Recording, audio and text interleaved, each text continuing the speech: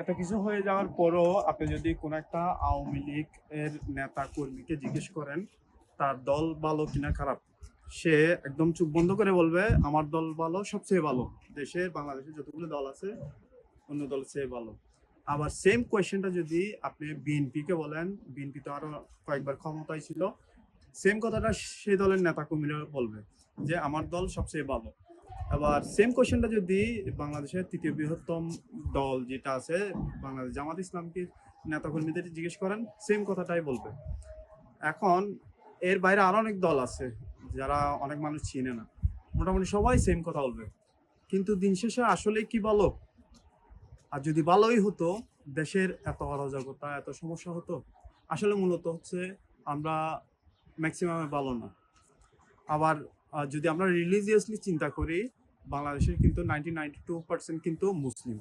তাহলে আমরা একই ধর্মের মানুষ, আমাদের সৃষ্টিকর্তা আল্লাহ, আবার আমরা রসুল সাল্লাল্লাহু আলাইহি ওয়াসাল্লামকে মানি এক নবী এবং রাসূলকে, এবং আমাদের পবিত্র ধর্মগ্রন্থ পবিত্র কোরআন সেটাও মানি এক। কিন্তু আমরা ডিভাইডেড, দলে দলে বিভক্ত। কিন্তু আমরা যদি সত্যিকার অর্থে মানুষ হতাম, সত্যিকার অর্থে যদি মুসলিম হতাম, তাহলে কিন্তু এত দল লাগতো না। জাস্ট একটা দল একজন নেতা হলেই যথেষ্ট হয়ে যেত, তখন আমরা পুরো দেশটাই কিন্তু খুব সুন্দরভাবে চলতে পারতো। কিন্তু সেটা হচ্ছে না।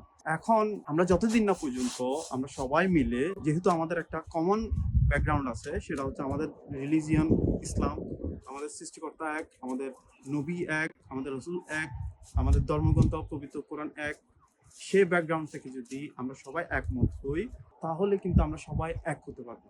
আর যখনই কিনা আমরা এক হব, একতাই সবচেয়ে পাওয়ারফুল বিষয়। যে একতাবদ্ধ হলেই তখন একটা জাতি, একটা দেশ সবচেয়ে উন্নত শিখরে যেতে পারে। আদারওয়াইজ কখনো সম্ভব হবে না। এখন আপনি জামাত, বিএনপি, আওয়ামী লীগ নিয়ে যতই বাড়াবাড়ি করেন, এটা এই যে মারামারি ছাড়া, কাটাকাটি ছাড়া আর কোনো কিছু আসবে না। আসুন আমরা একটা কমন ব্যাকগ্রাউন্ড থেকে চিন্তা করে সবাই এক হয়ে যাই।